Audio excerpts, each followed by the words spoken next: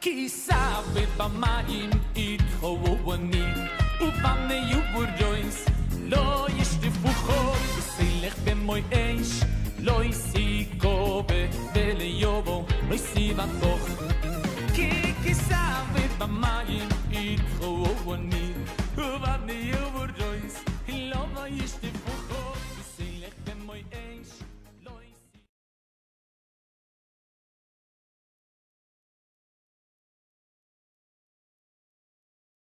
Hades TV Panamá y la congregación Hades Yameinu presentan el estudio bíblico de la semana con el Rosh Dr. Alexis Gómez.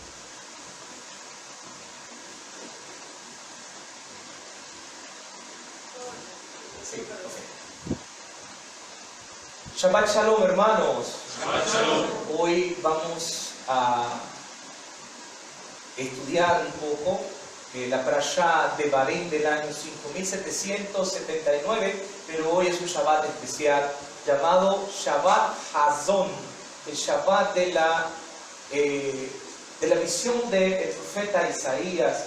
Siempre el Shabbat que antecede a Tisha B'Av se le llama Shabbat Hazón, ¿sí? Hoy es un día muy especial en Israel.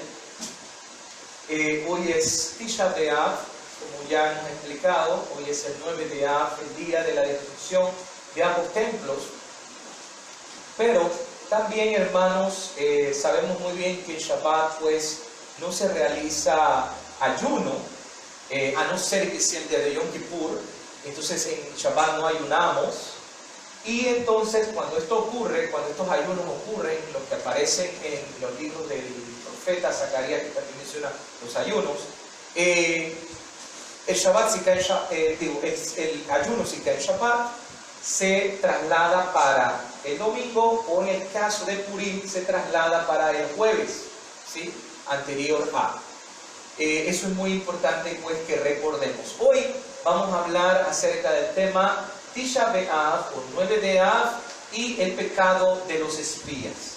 Vamos a estudiar un poco, ¿verdad?, qué relación tiene la parashá de hoy de Devarim, que empieza mencionando la travesía del pueblo de Israel durante los 40 años, un recuento que hace Moshe para una nueva generación, y eso que tiene que ver con pues la festividad de Tisha B'Av o del 9 de Av, del duelo que existe por la destrucción del templo. ¿Sí? Primeramente vamos a ver lo que trata la parashá de hoy. Como siempre damos un vistazo de los temas de la porción de hoy. La parashá de hoy es la parashá de Devarim, el mismo nombre del libro. La palabra Devarim significa, básicamente, valga la redundancia, son palabras, ¿ya? Davar es palabras, Devarim son palabras. Y pues en griego, en la versión Septuaginta, fue traducido el libro con el nombre de Deuteronomio. Deutero es segunda y nomos es ley. Segunda vez que se repite la ley o la Torá del Señor.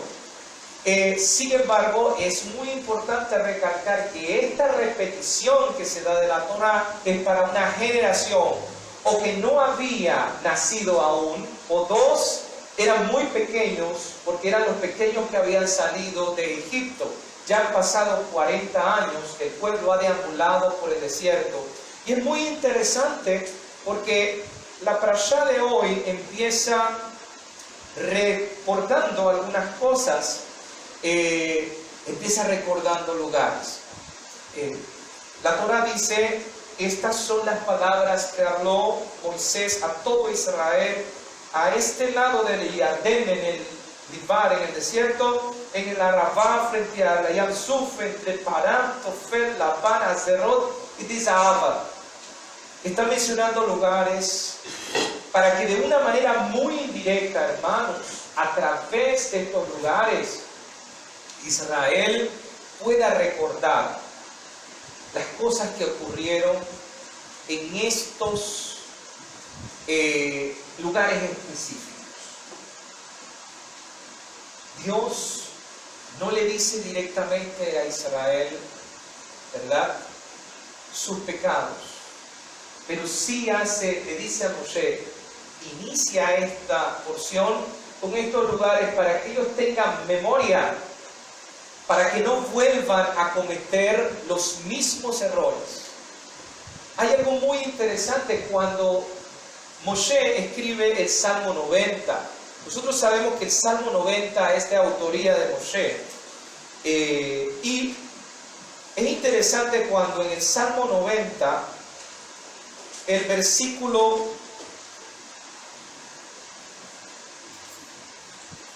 12 dice lo siguiente: enséñanos de tal modo a contar nuestros días para que traigamos al corazón sabiduría. Y sigue diciendo, vuelve, oh Adonai, ¿hasta cuándo?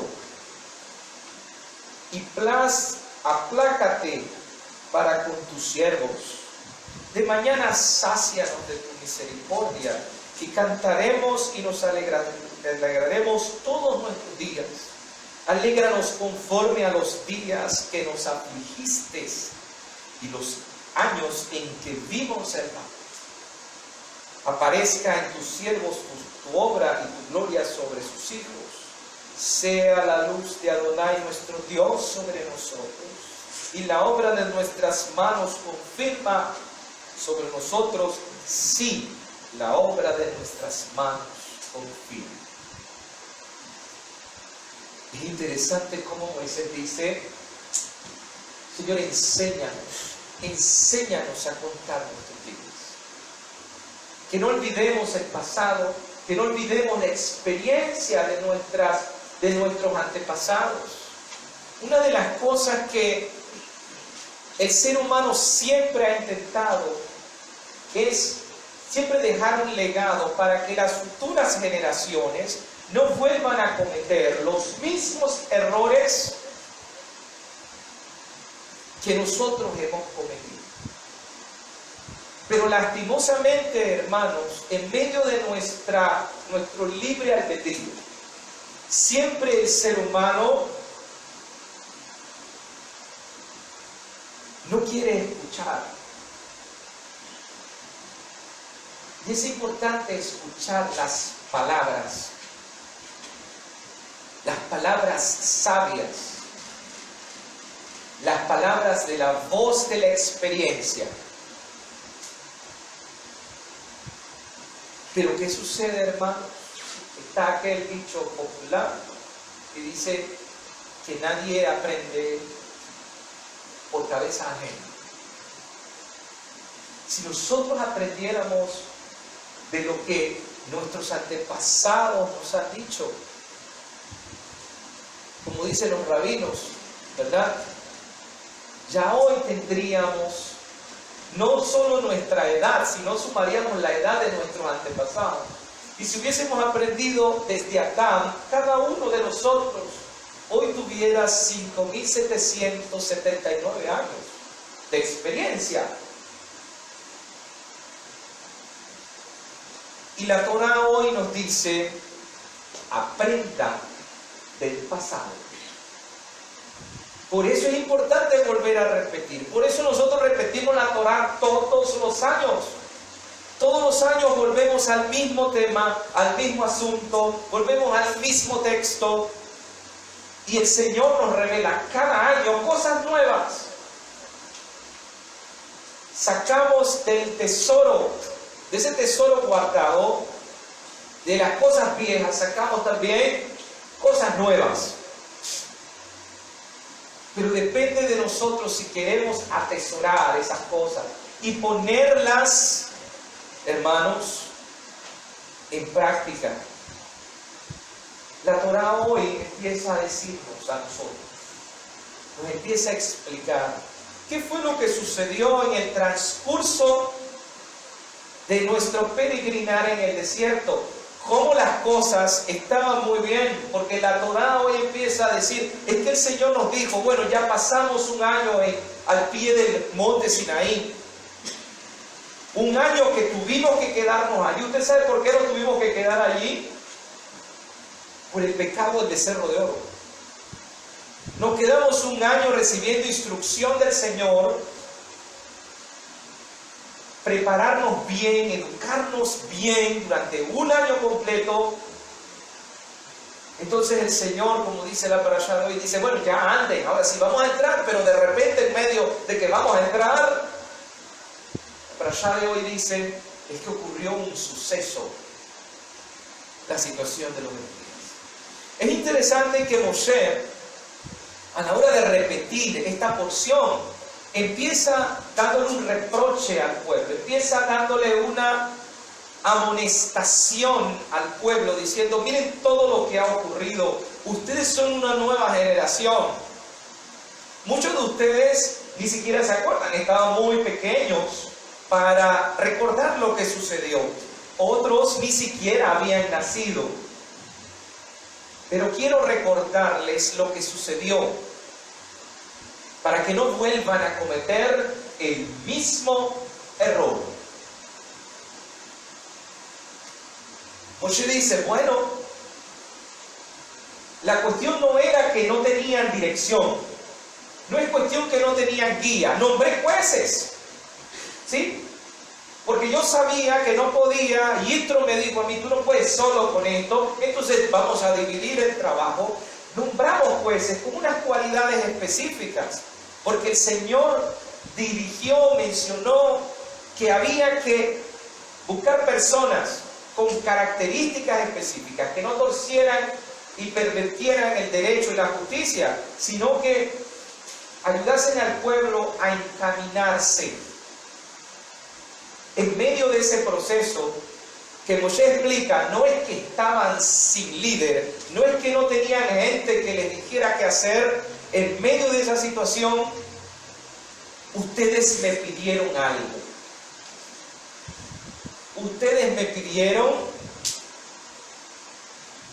que fuéramos a explorar la tierra. Y es interesante, hermanos, porque la Torá hoy dice que Moshe, mire, Moshe es un gran líder. Él no se deslindó, él no dijo, la culpa la tienen ustedes, miren, ustedes me engañaron. No, Moshe dijo, a mí me pareció bien. Yo estoy aceptando mi culpa, yo también tuve culpa en esto, yo debía haberlos detenido a ustedes y haberme impuesto, pero está bien, a mí me pareció bien su idea y acepté, pero yo acepté que fueran a explorar, pero ustedes convirtieron esto en ¿qué? En un espionaje. Y al final, en medio del espionaje, en lugar de dar un informe de qué es lo que hay, lo que ustedes hicieron fue decir lo que no hay y poner peros en todo su informe. Y ahí estuvo mal. Eso nos trajo una consecuencia. Perdimos, ¿verdad? El Señor se enojó por la falta de fe, la falta de una del pueblo, ¿verdad? 40 años nos dejó en el desierto, ¿verdad? Perdimos en la batalla de Hormá, y no solamente eso, ¿verdad? Fue el castigo de pagar 40 años por cada día que exploraron la tierra. Sin embargo, Moshe le recuerda, a pesar de todas esas cosas difíciles, el Señor nos dio la victoria. Vencimos a Sihón y a Og, los grandes gigantes. ¿Sí? Y también les recuerdo que sus hermanos Rubén, Gad y Menashe decidieron quedarse del otro lado del Jordán, reciben su herencia, pero les hemos pedido que nos ayuden para llegar a este punto. Aquí es donde usted ve que se une la parashá de hoy con el tema de la parashá anterior del libro de Bamidbar. Sin embargo, hermanos, hoy nos vamos a dedicar a un punto específico. Hoy es Tisha B'Av. Hoy vamos a ver la relación entre Tisha B'Av, el pecado de los espías, y qué tiene que ver con la parashá de Bari. Hay un dato muy importante. Hoy es Shabbat Azon. Si nosotros buscamos en el texto del profeta Yeshayahu, Isaías, ¿ok?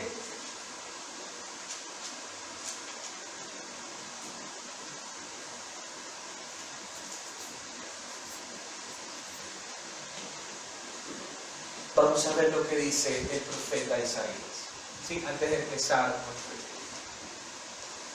Visión de Isaías, hijo de Amós, la cual dio acerca de Judá y Jerusalén en los días de Uzías, Jotam, Acaz, Ezequías, reyes de Judá. Oíd cielos y escucha tu tierra, porque ahora habla el Eterno.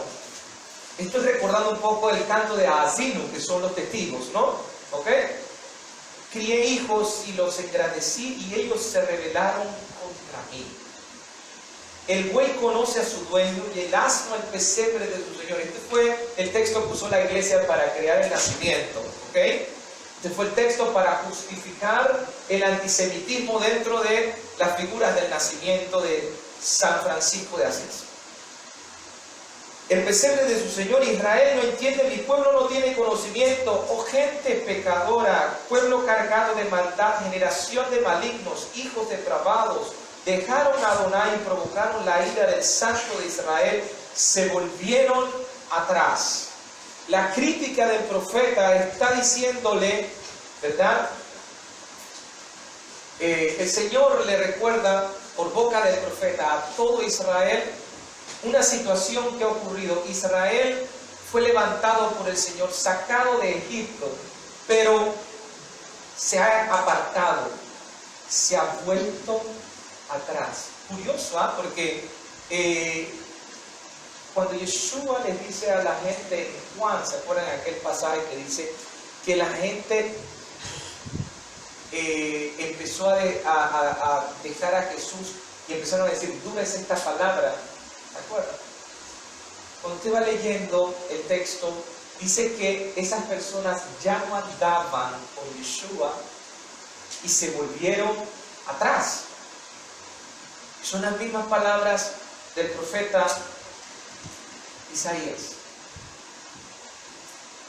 Esa gente que había recibido y degustado en los tiempos de Yeshua y vieron los milagros y todo lo que había sucedido, el propio Yeshua dice en el texto, ellos se volvieron atrás. Igual Israel está pasando lo mismo aquí en los tiempos del profeta Isaías. ¿Por qué queréis ser castigados aún? Todavía os rebelaréis. Toda cabeza está enferma y todo corazón doliente. ¿Cómo es posible? Es lo que quiere decir el profeta. ¿Cómo es posible? Ustedes están viendo que se están causando daño, que están enfermos y aún insisten.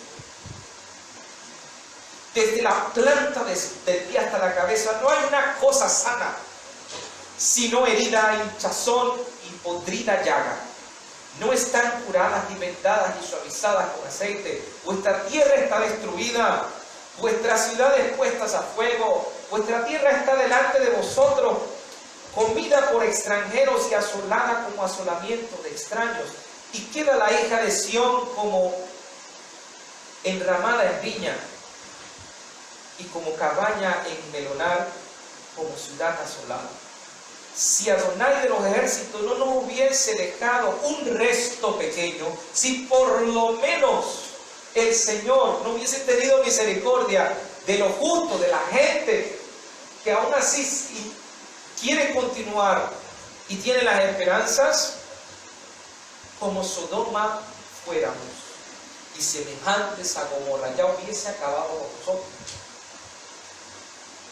Príncipes de Sodoma, oíd la palabra del Eterno, escuchad la ley de vuestro Dios. Pueblo de Gomorra, está haciendo una semejanza de Sodoma y Gomorra con Israel. ¿Para qué me sirve, dice Adonai, la multitud de vuestros sacrificios? Hastiado estoy de holocausto de carnero y cebo animales gordos. No quiero sangre de bueyes, ni de ovejas, ni de machos cabríos. ¿Quién te manda esto de vuestras manos? Cuando venís a presentaros delante de mí para hollar mis atrios, no me traigáis más vana ofrenda. El incienso me es abominación, luna nueva y sus Shabbatot. El convocar asambleas, no lo puedo sufrir. Son iniquidad vuestras fiestas solemnes. Aquí no está diciendo que Dios está acabando con las fiestas, hermanos. Aquí está hablando de que la gente está diciendo que cree en Dios, es religiosa, está celebrando Shabbat, está celebrando el inicio del mes, está celebrando todas las fiestas del Levítico, pero su corazón no está ni allí, hermano. Su intención, su cabana, no está. Vuestras lunas nuevas y vuestras fiestas solemnes las tiene aborrecida mi alma. Me son gravosas, cansado estoy de soportarlas, porque aparentan ser una cosa, pero en el fondo son otros. Cuando extendáis vuestras manos, yo esconderé de vosotros mis ojos. Asimismo, cuando multipliquéis la oración, yo no la oiré. Parece un Dios despiadado, ¿ah? Pero es que la única manera de que entendamos, de que empecemos, y es lo que vamos a ver ahora en el estudio, de que empecemos a entender por qué Dios hizo esto, por qué está este castigo tan fuerte y este dictamen, hermanos, por qué este decreto no ha sido levantado. La Torá dice que el Señor menciona que el día, en el libro del Número, el día que nosotros lloramos injustificadamente, el Señor juró por su nombre que ahora este día sería un día de luto, para que nunca más se nos olvide lo que hicimos. Por eso el texto de hoy parece muy duro. La visión de Isaías dice, es que ya no los voy a escuchar, no los voy a ver, no los voy a oír.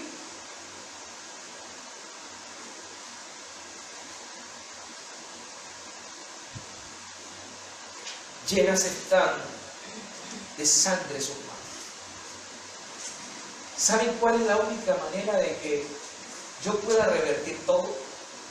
Que se laven y se limpien. Quítense la iniquidad de vuestras obras de delante de mis ojos. Dejad de hacer lo malo. Aprended a hacer el bien. Buscad el juicio, rectitud al agraviado. Haced justicia al huérfano. Amparad a la viuda. Vengo luego, dice Adonai, y estamos a cuenta. Venid luego, dice Adonai, y estaremos a cuenta. Si vuestros pecados fuesen como la grana, como la nieve serán emblanquecidos, si fueren rojos como el carmesí, vendrán a ser como blanca lana. Si queréis y oyereis, comeréis el bien de la tierra. Si no quisiereis y fuereis rebeldes, serán consumidos a espada, porque la boca de Adonai lo ha dicho. Usted elige, usted escoge. Por eso el libro de Lamentaciones hoy dice, ¿por qué se lamenta el hombre? Y empieza a decir lo bueno y lo malo. Que esta es una teología, hermanos, que tenemos que rever y entender, porque siempre en los medios cristianos se dice, es que el bien es de Dios y el mal es del diablo. No, la Biblia es muy clara en Lamentaciones, dice claramente, del Dios, de la boca del Altísimo no procede lo malo y lo bueno, todo procede de Dios. ¿De qué se lamenta el hombre viviente? Laméntese cada uno de su pecado, porque solo el bien y el mal llegan de acuerdo a nuestras acciones. Entonces, hermanos, hoy Tisha B'Av nos hace recordar la parashá de Karim. ¿Será que aprendemos? ¿Será que hemos aprendido? ¿Cómo eso se aplica hoy? Un Tisha B'Av para mí hoy. Bueno, y usted podrá decir, bueno, pero ya yo no necesito del templo. Jesús ya cumplió con todo este proceso del templo. Hermanos, no es el templo en sí, no es el edificio. El edificio es la representación de usted.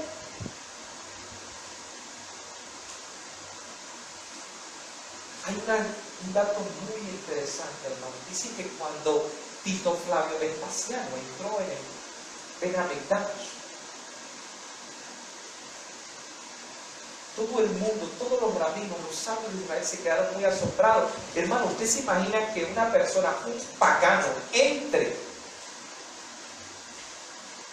Si una persona trató, ¿se acuerdan? De que el arca no se cayera, ¿se acuerdan? La tocó, ¿y qué pasó con esa persona? Quedó fulminada en ese momento.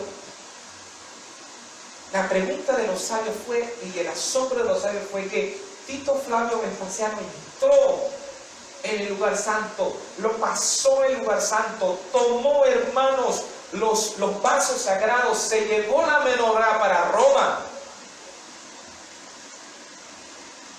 Y prueba de ello está el arco de Tito, ¿sí? Pero dice la tradición judía que él entró, vio aquella cortina, hermanos, aquel parojet. El arca ya no estaba allí, claro está, ni con los tiempos de Yeshua tampoco estuvo. ¿Usted sabe qué hizo Tito Flavio Vespasiano? Tomó su lanza y traspasó la cortina. Y la cortina empezó a sangrar.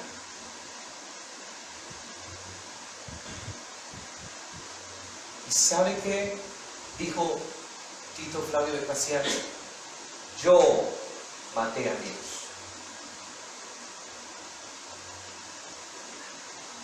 Él creyó que lo había matado. En realidad, el símbolo no era para Tito Flavio Vespasiano. El simbolismo era para Israel, lo que habíamos provocado. Y de ello vamos a hablar un poquito más adelante, retomar esa escena de Tito Flavio Vespasiano. Ahora con un pasaje que el propio Pablo nos menciona, ¿sí? Siempre que leemos la parashá de Barim, siempre va a ser el previo al Tisha B'Av, ¿sí? Uno de los temas principales de la parashá de Barim es la repetición del pecado de los espías. Y hay una razón, porque este es el día en que recordamos que la causa de los 40 años en el desierto y los castigos posteriores a aquella situación fue por el pecado de los espías. En realidad, hermanos, cuando nosotros vemos el reporte de los espías en Números 14:1, que ya vimos esa parashá, ¿verdad? Todo esto ocurre el 9 de Av, aquel momento en que Israel en aquella noche declara y llora por su mala suerte, de lo que va a recibir, ¿verdad? Con los habitantes de la tierra prometida, sus ciudades fortificadas. La gente empieza a llorar y a decir, ¿y ahora qué vamos a hacer? Nos trajiste hasta aquí, Moisés. Nosotros no vamos a poder vencer a ningunos habitantes de allí. Ellos son más poderosos que nosotros. Somos como langostas. Mira los frutos que trajeron. Si los frutos son de ese tamaño, imagínate cómo es la gente que vive allí. Y decían los espías, no solamente eso, tienen unas ciudades fortificadas. Nosotros no vamos a poder nunca acabar con ellos. Y la gente empezó a llorar. Entonces Dios dictaminó, bueno, va a ser un día de luto por todas sus generaciones. ¿Ok? Ocurren en este día varias tragedias. Es importante que usted sepa cuáles son las tragedias que ocurren en este día. Ocurrió lo de los espías. Ocurrió la destrucción del primer templo en el mismo día. El segundo templo ocurrió en el mismo día. También la revuelta de Bar Kokhba, y que murieron muchas personas en el año 135, también ocurrió en esa época. Ocurrió también las cruzadas, el inicio y el decreto de las cruzadas empezó el 9 de Av. La expulsión de los judíos de Inglaterra también ocurrió el 9 de Av. Cuando nos expulsaron de España, el edicto que dio la reina Isabel y el rey Fernando fue el 9 de Av. Comenzó la Primera Guerra Mundial y empieza el surgimiento de Hitler y lo que surge después posteriormente con el Holocausto fue el 9 de Av. Y la liquidación del gueto de Varsovia también fue el 9 de Av. Muchas cosas han ocurrido en esta época tan trágica. Todo por un mal informe. Y no hemos aprendido. ¿Sí? Y saben que esa maldición, ese castigo se pudo haber revertido. Pero no quisimos. Ahora, aquí hay algo que debemos hacernos una pregunta, ¿no? Los rabinos se preguntan, bueno, ¿qué fue lo que pasó con los espías? ¿Por qué Dios se enojó tanto con el pecado de los espías y no así con el pecado del becerro de oro que tenía que ver con él? Porque el pecado del becerro de oro era que suplantaron a Dios por, primeramente, la figura de un animal. ¿Y se acuerdan qué fue lo que dijeron? Estos son tus dioses, Israel, que te sacó de Egipto. Ahora, ¿Dios se enojó? Sí, ¿verdad, hermanos? Dios iba a acabar con ellos. ¿Y qué sucedió? Moshe intervino, ¿no?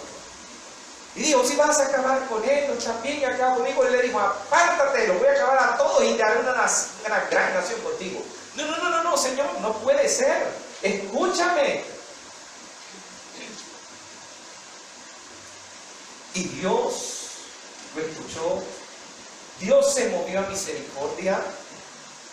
Menciona los 13 atributos de misericordia en Éxodo 33, 34. Pero no así con el pecado de los espías. ¿Qué tiene de malo? ¿O por qué es tan grave el pecado de los espías y no así el pecado del becerro de oro? Bien, aquí nosotros tenemos que hacer un retroceso en la historia, ¿sí? Cuando Dios llamó a Abraham de Ur Kasdim y lo lleva y le dice, bueno, vamos a una tierra, te voy a llevar a una tierra y esta tierra la voy a dar a tus descendientes. Y Abraham se va por fe, entre comillas, en emuná se va, en confianza en Dios se va. Fiel a lo que el Señor le dice, Abraham confía.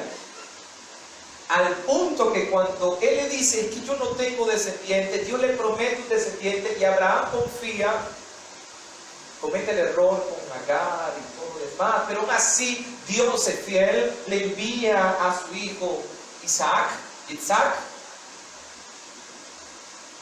Pero en medio de ese proceso Dios le dice a Abraham, le da una promesa que Abraham la guarda en su corazón. Mira, tus hijos van a vivir en una tierra extraña. Van a pasar 400 años. Pero en medio de la esclavitud en que ellos van a estar, yo los visitaré. Y yo los voy a sacar.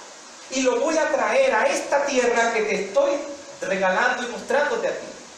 Pero ¿sabes qué, Abraham? Tú no te preocupes. Vete, descansa, muere. Y no te preocupes por el futuro. Yo voy a cumplir lo que te dije más adelante. Imagínense que usted le diga todo lo que va a pasar en su familia y así como Dios se lo reveló a Abraham, usted va a estar con angustia todos los días. Porque usted dice, se van a ir a una tierra extraña, los van a oprimir, los van a esclavizar, ¿qué va a pasar con ellos? No, Abraham se fue muy tranquilo. Porque Abraham confió, si Dios me ha prometido esta tierra, y Dios me está diciendo que ellos van a estar ahí, pero ¿quién los va a visitar y quién los va a sacar de aquí? Yo me voy confiado.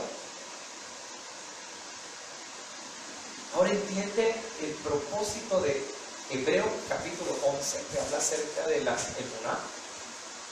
Eso es. Sin embargo, hermanos, ¿qué sucede? El Señor cumple su promesa, nos saca de Egipto, nos entrega la Torá y ya estamos a punto de entrar. Hermanos, si hubiésemos recibido la Torá ese día y hubiésemos esperado que Moshe bajara con las tablas, en ese mismo instante hubiéramos entrado en la tierra prometida.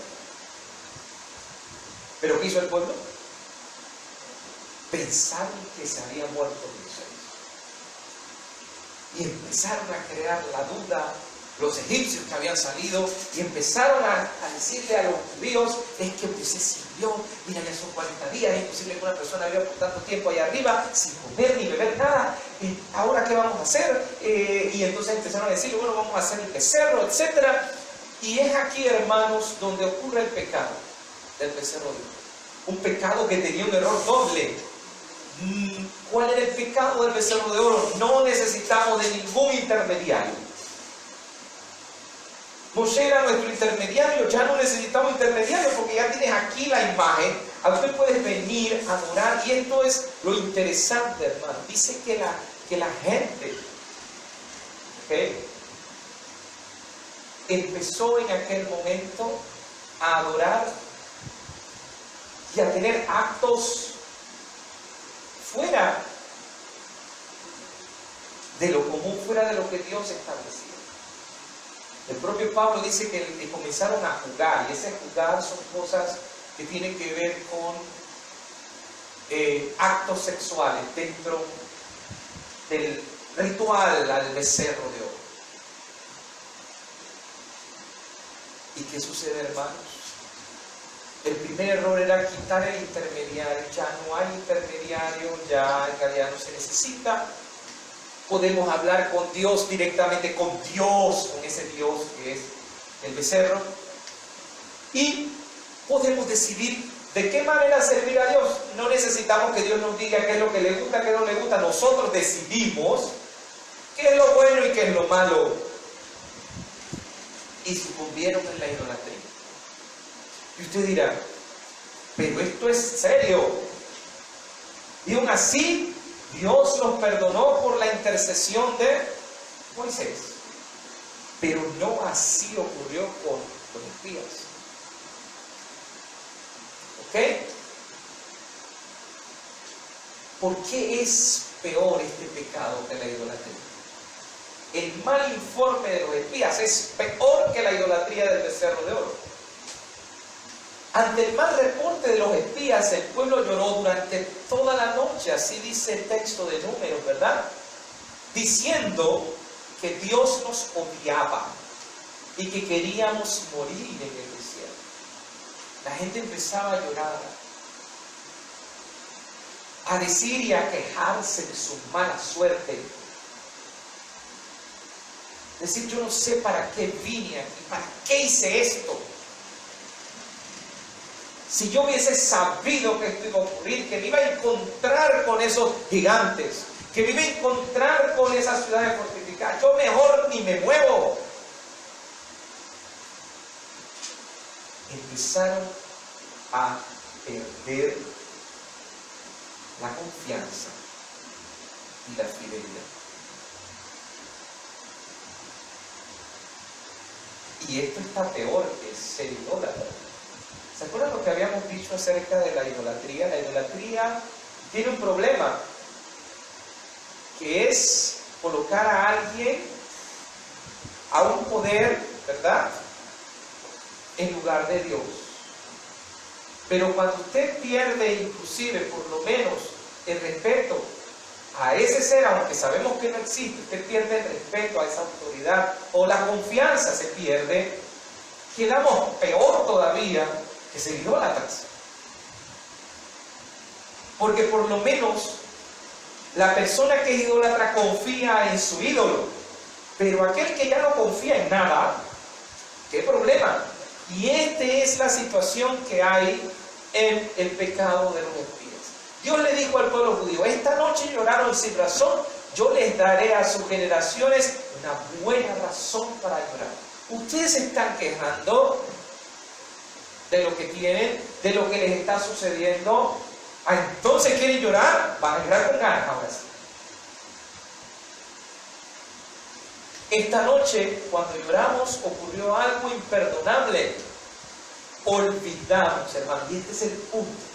Olvidamos que Dios nos ama y que está personalmente involucrado y acomodando nuestras vidas de la mejor manera posible. Ojo, hermanos, de no cometer el pecado de los espías. que esto fue lo imperdonable. Porque usted dirá, bueno, pero es que ya yo no voy a dar ningún mal informe. No, hermano, póngalo en perspectiva de nuestras vidas. Yo sé que a veces hemos llegado a momentos de frustración, pero cuando usted reniega de Dios, estamos en un problema serio.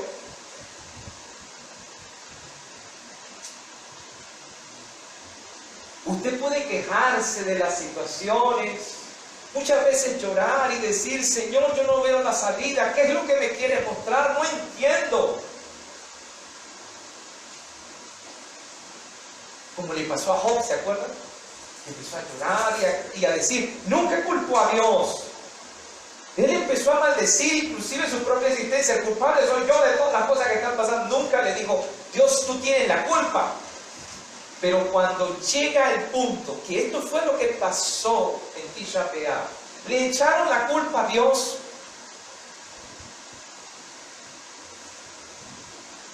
Olvidaron que Dios nos ama y que Él hace lo mejor para nosotros y que Él está en control de las cosas. Usted se puede frustrar ante los problemas, usted se puede frustrar ante las injusticias, pero lo que nunca debe hacer es pensar que Dios no está en control. Podemos llorar, y esa gente pudo haber llorado y haber dicho, ay, estoy preocupado, Señor, estamos preocupados de esos gigantes, ¿qué vamos a hacer? Y yo le aseguro que el Señor hubiese hablado y hubiese dicho, confíen en mí. Es más, el propio Josué y Caleb, ¿se acuerdan? Ellos empezaron a dar aquel discurso y dijeron, mira, ellos pueden ser gigantes, todo lo que quieran, pero el Señor está con nosotros, vamos. ¿Y qué empezó a decir la gente? No, y empezaron a gritar. La confianza absoluta que manifestamos al aceptar la Torah aquel día que dijimos, Naaseh Benishma, se deshizo, se acabó. Declaramos que la palabra de Dios no era suficiente para nosotros. Eso fue lo que dijimos cuando empezamos a llorar. Y que no creíamos que Él fuera a continuar ayudándonos. Dios dijo entonces, ustedes lloraron porque imaginaron que yo no estaba a su lado. Les mostraré cómo se les va a ustedes la vida cuando yo no estoy a su lado. Ustedes dijeron que yo no iba a estar a su lado. Ahora con ganas no voy a estar a su lado. ¿Quieren probar que es una vida sin mí? Entonces me voy. Y como dice el dicho, que nadie sabe lo que tiene hasta que lo pierde. Dios dijo, quieren caminar sin mí. Yo soy el culpable de sus desgracias. Una cuestión que en realidad no debían preocuparse, porque yo les prometí que iban a entrar. Ustedes no cruzaron un mar. Yo no les di de comer cuando se empezaron a quejar. Hermanos, esta no era la primera vez, hermanos. Esta es una quejadera de todo el tiempo, hermanos. ¿Ustedes no se acuerdan? ¿Qué pasó cuando ya salimos de Egipto? ¡Qué bien! Ya salimos libres de Faraón. Y cuando empezamos y llegamos a Yam Suf, que el Señor dijo, no los voy, miren lo que dice el Señor, pensando en nosotros, no los voy a llevar por este camino, porque van a tener que pelear y no vaya a ser que se vayan a desanimar. Voy a darles la vuelta. Me los voy a llevar para que crucen el mar. Pero cuando estábamos allá, que vimos a los egipcios que venían detrás, empezamos a preocuparnos, a quejarnos y empezamos a decir, no había suficientes tierras, sepulcros en Egipto y ahora tenemos que morir en este desierto. Y gritaban nosotros, regresemos. ¿Se acuerdan? Vamos a pedirle piedad a Faraón. Y Dios escuchando. Y Moisés en un estado de nervios, hermano. y ya no sabía qué hacer, y de repente él empieza a orarle al Señor, y el Señor le dice: deja de orar y haz tú tu trabajo, parte el mar. Cruzaron el mar, y Dios le puso aquella columna de fuego en contra de los egipcios. Ellos lograron cruzar. El Señor dejó pasar a los egipcios, porque los pudo haber dejado al otro lado, hermano, pero los dejó pasar para que ellos vieran el poder de Dios. Y cuando ellos ya habían cruzado, hermano, y estaban del otro lado, el Señor cerró el mar y los ahogó. ¿No era suficiente? Ay, todo el mundo, ay, gloria a Dios. Ay, el milagro ocurrió. Pero no habían pasado ni 4 días cuando dijimos: tenemos sed, ¿verdad? Y después: tenemos hambre. ¿Y qué hace Dios? No. Y fuese bueno, hermano, que usted diga: tengo sed, tengo hambre. No, tengo sed, pero ay, yo en Egipto tenía, y yo hacía, y yo podía, y yo comía la cebolla, los puerros. Encima de la queja de que tengo hambre, empiezo a echarle en cara a Dios mi vida pasada. Y Dios, respirando: está bien, voy a mandarle. Ay, nos mandó un buen alimento que ni siquiera, hermanos, necesitábamos. Nosotros no teníamos las necesidades fisiológicas, no había, porque no había nada que desechar. Todo quedaba dentro y no teníamos que hacer necesidades. ¡Qué bien! Pero ¿qué dijimos? Ya estamos hastiados de ese mal. Queremos carne. Ahora queremos carne. Y empezaron a diseminar eso entre toda la gente se empezó a quejar. Y Dios les mandó codornices. Pero castigó a los otros, ¿verdad? Eso era que se les salga hasta las narices, se les salga. ¿Querían comida? Bueno, ahora te doy en cantidad. No, hermano, pero no contentos con eso, me empiezo a quejar. ¿Sí? Ahora no me quejo de la comida, ahora me quejo del líder. ¿Sí? No, y quítate tú para ponerme yo, porque yo debo estar ahí, porque tú no debes estar allí. Y el Señor vuelve y habla y nuevamente coloca las varas para que vean: sí, miren, este es. E insiste el pueblo.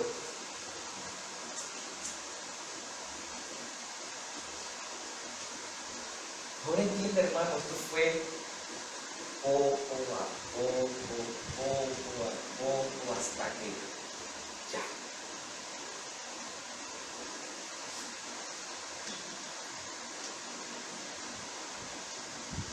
Vamos a ver lo que dice Deuteronomio 1:41.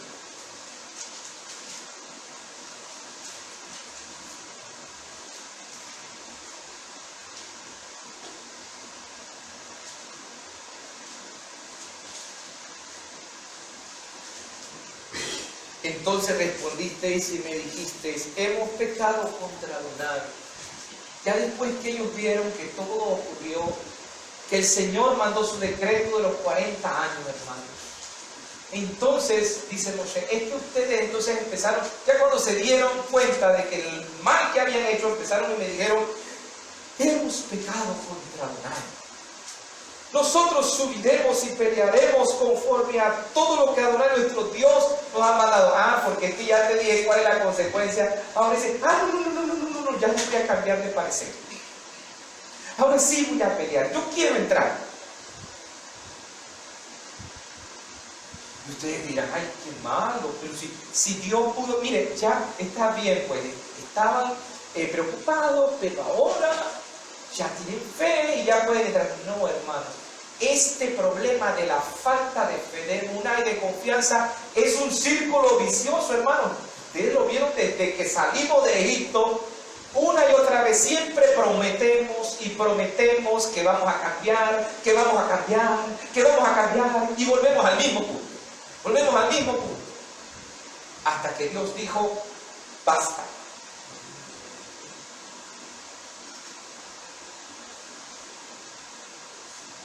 Y miren lo que dice Moshe que hicieron. Y os armasteis cada uno con sus armas de guerra y se prepararon para subir al monte. Y Adonai me dijo, diles, lo siento, Moisés, Señor, pero ellos ya se arrepintieron. Yo lo siento, Moisés. Diles que no suban, que no peleen, porque yo no estoy entre ustedes, para que no seáis derrotados por estos enemigos. Miren, Dios aún así sigue siendo bueno, hermano. Nos advierte que Él no está con nosotros. ¿Qué debimos haber hecho, hermanos? No salir, ¿verdad? Si el arrepentimiento era verdadero y genuino, hermano. Porque aquí al punto ellos dijeron, hemos pecado contra Adonai, ¿verdad? Entonces Dios le está diciendo, oh Moisés, diles, yo no voy a estar con ustedes. Diles que no vayan, que no suban, que no peleen. Nuevamente, rebeldes. ¿Qué hicieron? Fueron a pelear. Y les hablé. Y no dieron oídos. Ni siquiera me escucharon.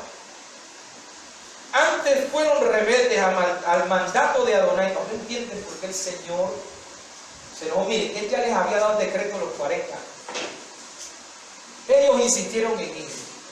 Hermano, después de insistir en ir, Dios le va a decir, no vayan. Moisés se lo dice y ellos insisten en ir de todas maneras. Todo es para llevar a contraria. Y persistiendo en su altivez, subieron ustedes a monte. Pero salió a vuestro encuentro el amorreo que habitaba en aquel monte y los persiguieron como hacen las avispas. No tiene nada que ver con la canción de Juan Luis Guerra. Yo no sé, hermanos, sacan cosas que Dios de la vida. Bien, aunque el Midrash habla de algunas cosas, pero bueno, no vamos a entrar en ese asunto.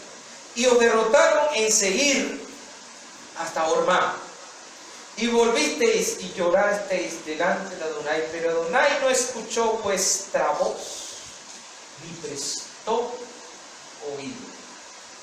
Después que salieron vencidos, ahora vienes y les pides, Señor, ayuda. Porque el Señor, ¿sabe qué hizo?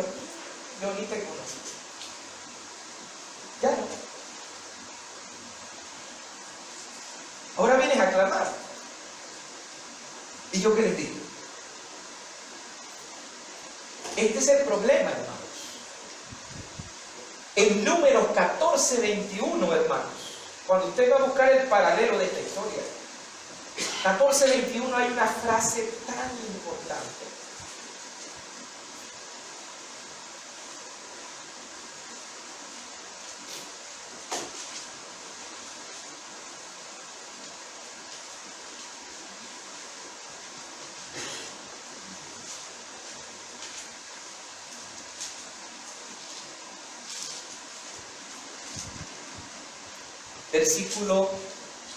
Vamos a leer del versículo 20. Dice, entonces Adonai dijo, yo lo he perdonado conforme a tu dicho. Está bien, yo los perdono de toda esta situación, ¿ok? Mas ciertamente como vivo yo, el Señor está diciendo, y mi gloria llena toda la tierra, todos los que vieron mi gloria, mis señales que he hecho en Egipto, en el desierto, y me han tentado ya 10 veces. Hermano, no era una, no era dos, no eran 3, ya van 10. Es curioso el número 10, ¿verdad? O sea que Dios tiene un límite.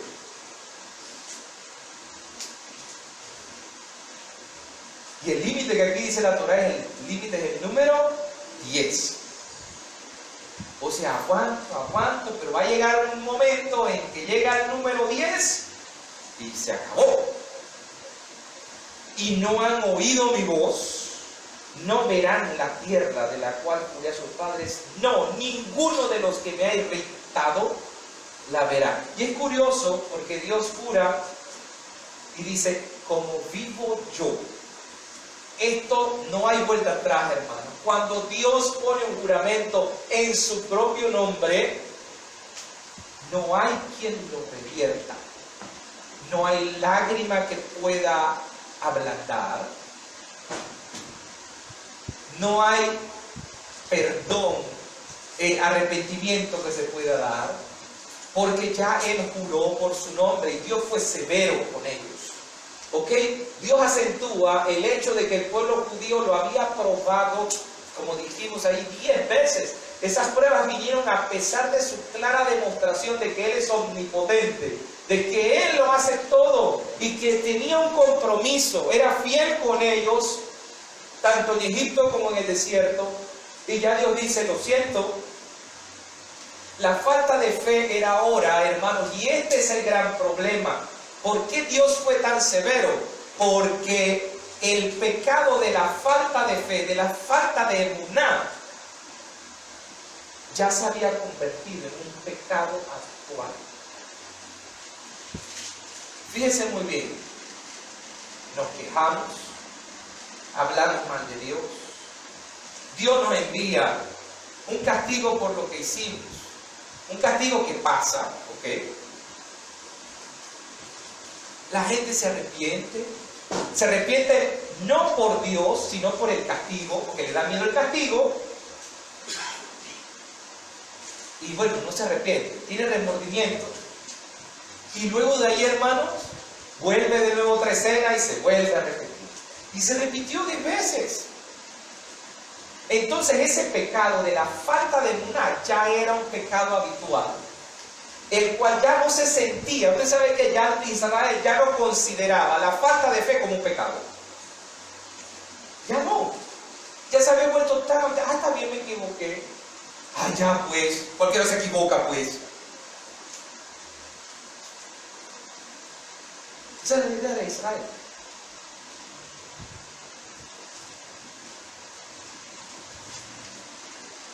Y ya se había vuelto una forma natural de actuar en el mundo. Entonces, ¿qué Hashem tuvo que hacer? Pone un alto y da una sentencia firme, porque es la única manera de salvar al pueblo. Porque si no, el pueblo se pierde. Dios advierte las cosas como le advirtió a Israel. Igual lo hizo con el templo. Hermanos, cuando el reino quedó dividido con Salomón y el reino del norte empezó a hacer cosas con las 10 tribus del norte, empezaron a apartarse del Señor, a colocar a Samaria como la capital, ¿verdad? ¿Qué sucede? Dios les envía profetas. Les envía profetas para enmendar y arreglar el camino. Y muchos profetas fueron perseguidos. Muchos ni siquiera los escucharon. Le dijeron, va a venir alguien, van a venir los asirios, van a acabar con nosotros, arrepiéntanse. Y ni siquiera le prestaron. Entonces el reino del sur también empezó a apartarse. Y debía haberle servido el escarmiento de lo que sucedió en el 722 con el reino del norte, y ni siquiera le sirvió de escarmiento que fueron dispersados las 10 tribus. Oye, si yo estoy viendo que mis hermanos ya no están las otras 10 tribus por culpa de la desobediencia, mínimo el reino del sur debió haber escuchado. Pero ¿sabe qué, hermano? Tampoco escucharon. Y Dios les envió profetas. Les envió al propio Isaías. Les manda al profeta Jeremías. Si usted lee el libro de Jeremías, su historia es una historia de llamado de atención al rey. Pero ¿saben qué quería el rey? Él quería escuchar lo que él deseaba escuchar. Y es aquí donde entramos con el tema de falsos profetas que vamos a hablar ahora. Dios les advirtió antes de que el templo fuera destruido. ¿Ok? Mandó a los profetas que si seguían en sus pecados, Dios destruiría, nos derrotaría y nos enviaría al exilio. Pero la pregunta es ¿por qué no escuchamos? Para cada profeta verdadero, aprenda este principio, Dios siempre coloca falsos profetas. Ajá.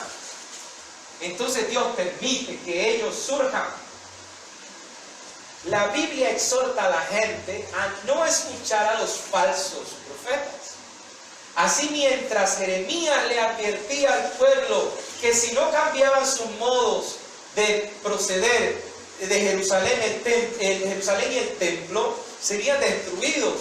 Los falsos profetas aseguraban al pueblo que todo estaría muy bien.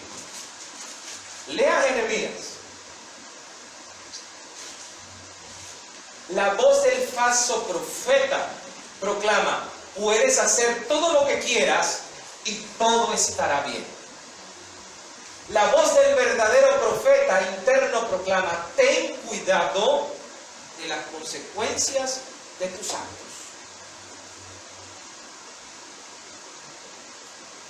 El rey de Israel se rodeó de falsos profetas. ¿Por qué? Porque es lo que yo quiero escuchar. ¿Y cómo yo sé que es un falso profeta, hermanos? Porque si lo que esa persona me está diciendo infringe los principios de la palabra del Señor y tuerce las palabras del Señor para que digan lo que yo quiero que digan, es un falso profeta.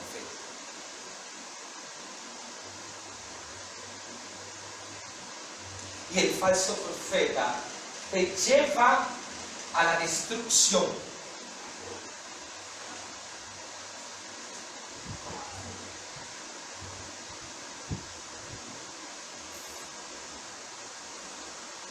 Porque el ser humano tenemos un problema, hermanos.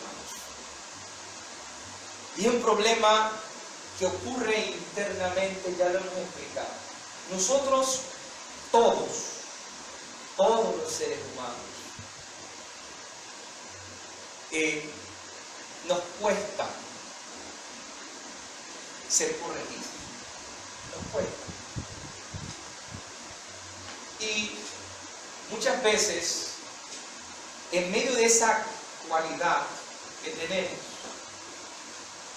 hay un automecanismo de nuestro yo, el Yetzer Hara, que se enciende, que nos trata de convencer que lo que hacemos está bien. A pesar de que Dios dice que no es así. Entonces, esa voz interna no es suficiente. ¿Sabe por qué? Porque entonces empiezo yo a decir, y si estoy equivocado, el mismo propio Yetzer Hara, el Yetzer Hara empieza a luchar con el Yetzer Hara todo. Y entonces, ¿qué tal si yo estoy equivocado? Entonces el Yetzer Hara empieza, ¿qué es lo que le sucedía a Israel? Empieza a buscar quien valide lo que yo quiero escuchar.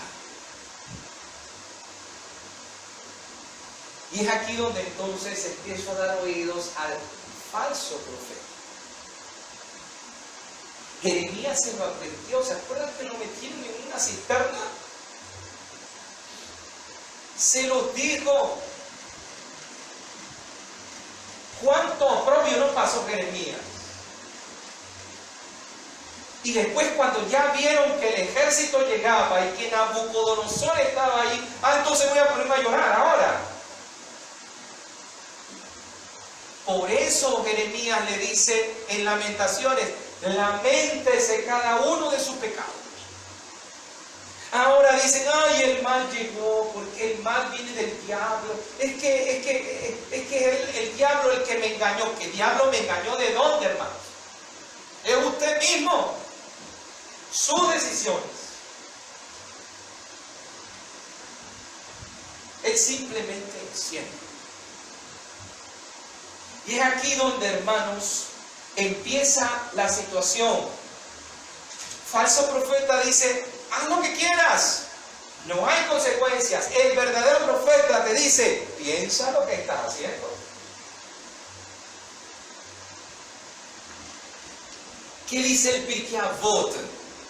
Dice, cada vez, si usted es una persona sabia, si realmente usted quiere caminar de acuerdo a la voluntad del Señor y quiere ser sabio, usted se tiene que hacer esta pregunta. Si hago esto, X cosa, ¿qué ocurrirá después? Anótese dicho, hermano. Cada vez que usted va a tomar una decisión, usted tiene que decir, si hago esto, ¿qué va a pasar? Si tomo esta decisión, ¿qué va a pasar? Y déjeme decirle, cuando usted tenga la respuesta de lo que usted ya sabe, ¿qué va a pasar? ¿Por qué? Porque es evidente lo que va a pasar. Entonces usted va a ser una persona sabia. Si usted es incapaz de contemplar las consecuencias, ¿ok?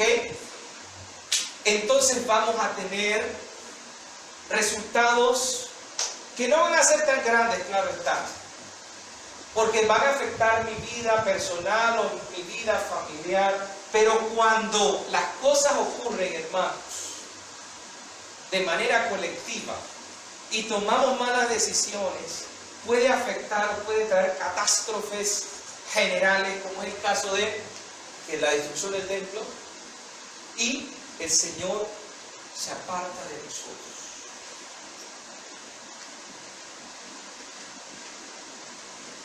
¿Y sabe qué ocurrió, hermanos?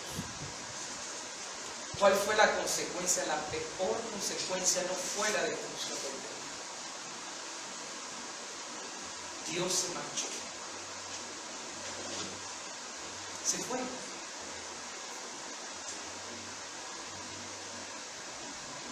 Y estar sin Él es lo peor que puede ocurrir. Porque estamos desprotegidos, porque no tenemos sustento, porque por más que hagamos, hermanos, nosotros no podemos hacer nada. Si Él se va de nuestras vidas, estamos perdidos. La gente decidió no querer saber de Él. Ahora Dios dice, está bien, me voy a alejar. Ustedes quieren que me aleje, me alejo. Pero ahora vivan sin mí. Intenten vivir sin mí. Tisha B'Av marca el día en que Dios se marchó y se llevó a su casa con Él. Ay, pero eso no se aplica ya, porque tenemos a Jesucristo. Algunos dirían, no, hermanos, el propio Yeshua también lo advirtió. Lo que pasa es que estamos imaginándonos el edificio en sí, y el propio Pablo también lo advierte más adelante. Él permitió que nuestros enemigos destruyeran el templo sagrado para que la residencia de la presencia divina en el mundo físico, que era la residencia de la divina presencia en el mundo físico, y Él se alejó de nuestras vidas. Yeshua, Mateo, capítulo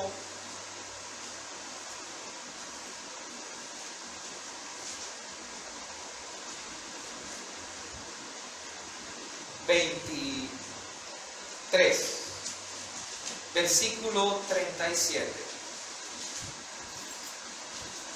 Yeshua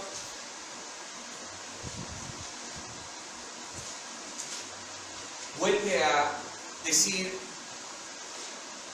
que Él hizo el último intento antes de que se destruyera el segundo templo. Jerusalén, Jerusalén, que matas a los profetas y apedreas a los que te son enviados. Que matas a los profetas. ¿A cuáles profetas? A los profetas de la verdad. Porque si es un falso profeta, sí lo quiero escuchar porque me dice lo que yo quiero escuchar. Pero el que me dice la verdad, Y el que me muestra la voluntad de Dios, a ese sí lo voy a apedrear, porque no me conviene. ¿Cuántas veces quise juntar a tus hijos como la gallina junta sus polluelos debajo de sus alas y no quisiste? Yo lo intenté, dice Yeshua, pero tú no quisiste. Porque les digo que desde ahora, ¿saben qué? No me verán. Me tenían aquí. Yo estuve diciéndole la verdad, confrontándolos con la realidad, llamándole la atención a escribas, fariseos, a saduceos y a todo el pueblo. Le empecé a llamar la atención y a decirle que enmendaran su mal camino. No quisieron escucharme. Entonces, ¿qué voy a hacer? Me voy. No me verán más. Hasta que digan y reconozcan entonces, cuando se vean perdidos, entonces reconozcan y pidan, bendito el que viene en el nombre de Jesús. Yeshua lo dijo, yo intenté, pero ahora vamos a esperar el día. Yeshua dijo, la situación está de mi lado, ahora yo se las paso a ustedes. No me verán hasta que ustedes pasen por todas estas penurias. En el capítulo 24, Yeshua le dijo, vinieron los discípulos y empezaron a decir, ¿verdad? Empezaron a mostrarle la majestuosidad del templo. Y Yeshua, ¿qué les dijo? ¿Veis todo esto? De cierto les digo que no quedará aquí piedra sobre piedra que no sea derribada. Así que no se llenen de orgullo de ver el templo, porque va a ser destruido, porque no quisieron escuchar.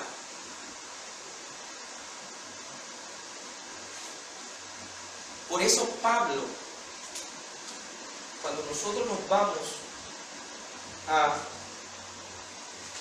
Primera de Corintios, capítulo 3, versículo 16.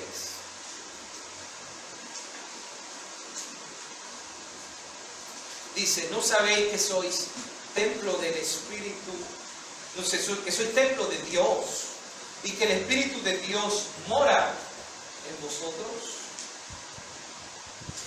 Si alguno destruyere el templo, Dios le destruirá a él, porque el templo de Dios, el cual sois vosotros, santo es. En pocas palabras, hermanos, sois templo de Dios. Somos templo de Dios. Su Espíritu habita en nosotros. Pero si nosotros destruimos el templo, ¿y cómo lo destruimos? Con nuestras acciones, con nuestra manera de vivir, de pensar, de ver el mundo, que no va de acuerdo con la voluntad de Dios. Nosotros estamos destruyendo ese templo. ¿Y qué dice Pablo? Y Dios lo destruirá a él. En pocas palabras, si usted quiere sacar a Dios de su vida, y es Dios que nos mantiene con vida, entonces nosotros mismos estamos pidiendo morir, que Él acabe con nuestras vidas.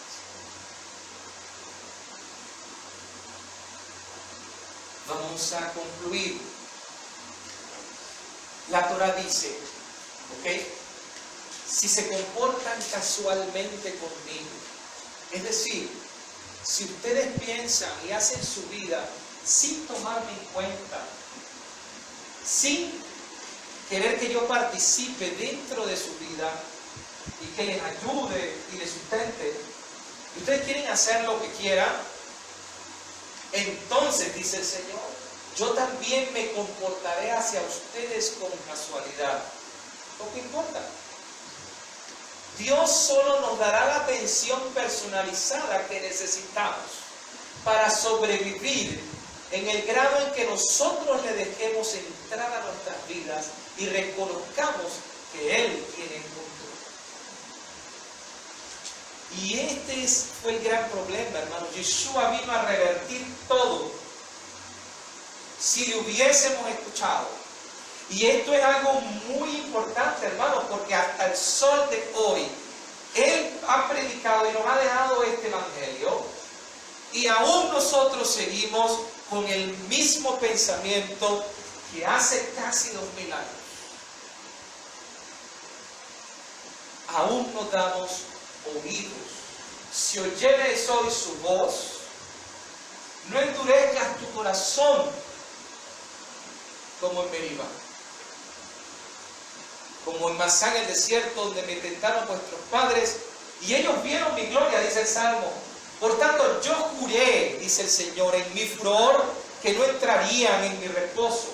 No entrarán en mi reposo hasta el día en que oigamos su voz. Y es interesante, hermanos. Apocalipsis habla de 2 testigos que vendrán nuevamente a darnos un mensaje. ¿Y qué va a hacer la gente? Los va a matar.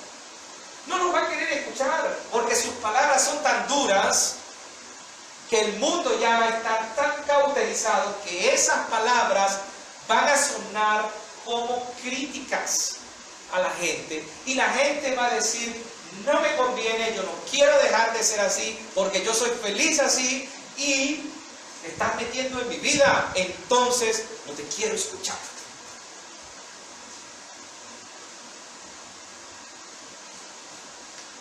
Pero hasta que usted no reconozca que Dios tiene el control, Él va a permanecer alejado. Porque Yeshua dijo, mire, yo estoy aquí a la puerta, ¿se acuerdan de Apocalipsis? Estoy tocando. Aquel que me abre la puerta, yo voy a entrar y cenaré con Él. Comeremos juntos. Él nos dio el libre albedrío, hermanos. Y de nosotros depende elegir cómo yo quiero tener esa relación. Si eso llegase a ocurrir, hermanos, entonces el templo será reconstruido. ¿Cuál es el problema? Creo que hablábamos, y quizás esto nos ayude a entender un poco, hermana Norma, lo que hablábamos la otra vez del templo, ¿verdad? Si será reconstruido o no. Físicamente, hermana Norma, la gente lo va a hacer, pero va a ser un simple edificio. Un edificio donde se van a hacer las cosas tal cual como Dios la dictaminó en la Torá. Pero, ¿qué dice el profeta Isaías? ¿Se acuerdan lo que dice Isaías en la Haftará de hoy? Miren, esos sacrificios, esos holocaustos, esos Shabbatot, si realmente no existe la intención correcta, de nada sirve, eso es abominación para mí. Y es aquí donde tenemos que nosotros pensar en lo que dice el Señor, la abominación desoladora. ¿Se acuerdan? Que empezamos a decir que es que van a sacrificar algo, etcétera. Hermanos, pensemos un poco más allá. Yo quisiera que abriésemos un poquito más la mente, porque ya no se trata de venir y sacrificar un cerdo como lo hizo Antíoco. Y quizás nadie permita sacrificar un cerdo en el altar del Señor, porque ya conocen la historia. Pero quizás, hermano, no se trata de eso. Será la abominación que estamos hablando. Miren lo que dice el judaísmo. Si nosotros logramos tener una relación con Dios, entonces el templo será reconstruido, pero primero tiene que ser reconstruido en nosotros, para luego reconstruir el físico. Porque este que está aquí, como decía el propio Yeshua, con la conversación de la samaritana, que era el Brit Hadashah de hoy, el Señor está buscando adoradores que le adoren al Padre en espíritu y en verdad. ¿Ok? Que ya no es en este monte, ya no es en este otro monte. ¿Ok? Primero debe empezar aquí. Pero si no hay cambio, no hay teshuvah, hermano, por más que se construya el templo, que no está mal, en el sentido de que el templo es la figura, la representación de la presencia divina aquí, pero el edificio por sí mismo no lo es todo de quienes están en el edificio. Por eso cuando decimos Espíritu Santo llena este lugar, miren, el judaísmo ese pensamiento no existe. Porque el Espíritu Santo no llena lugares físicos, el Espíritu Santo nos llena a nosotros y nosotros hacemos santo este lugar. Pero si nosotros no somos santos, entonces Dios no está aquí. No sé si me explico. Estamos llamados a vivir en santidad y nuestra vida en santidad es lo que hace santo el lugar. Porque Dios no vive en templos hechos de manos, como dice el propio Salomón, ¿verdad? Está en nosotros. Y es aquí donde debemos pensar un poco. ¿Queremos reconstruir el templo? Tisha B'Av habla de esa destrucción. La pregunta es, ¿será que sigo yo destruyendo el templo? ¿O estoy reconstruyendo ese templo? Que el Señor nos bendiga y nos guarde en el nombre de Yeshua. Amén. Amén. Bien, hermanos, hoy vamos a tener un Havdalah especial. El Ministerio Renueva Nuestros Días es un ministerio de instrucción bíblica sin fines de lucro constituido para el apoyo de la iglesia local, promoviendo la enseñanza bíblica, la edificación del cuerpo del Mesías y auxiliando a la restauración de la iglesia con base en los principios bíblicos vividos y promulgados por Yeshua, Jesús y sus discípulos en el primer siglo. El Ministerio Renueva Nuestros Días está basado en las palabras del profeta Jeremías, cuando en el libro de Lamentaciones 5:21 dice: vuélvenos, oh Eterno, a ti y nos volveremos, renueva nuestros días como al principio.